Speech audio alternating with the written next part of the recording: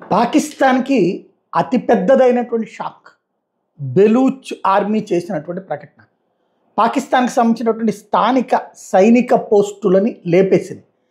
వాళ్ళకి వెళ్ళే ఆహారాన్ని అవతల పక్కన ఉండేటటువంటి వాళ్ళకి వెళ్ళే ఆహారాన్ని నిలుపు చేసింది.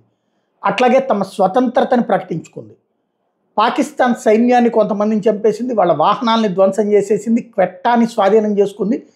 బహిరంగ హెచ్చరికలు జారీ చేసింది. పాకిస్తాన్ సైన్యం ప్రభుత్వానికి సహకరించండి, సైన్యానికి సహకరించండి అని మైకుల్లో అనౌన్స్ చేస్తుంటే వాళ్ళకి సహకరిస్తే ఆ తర్వాత తీవ్ర పరిణామాలు ఎదురవుతాయి. ఇది బెలూచిస్తాన్, బెలూచ్ ప్రజల యొక్క సామ్రాజ్యం. దీన్ని నాశనం చేసినటువంటిది పాకిస్తాన్. దాని నుంచి ఇప్పుడు విముక్తి జరిగింది.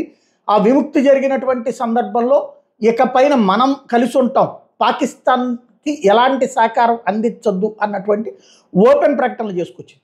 టోటల్గా పాకిస్తాన్ నుంచి ఒక ముక్క అధికారికంగా బయటకి ప్రకటించుకుంది.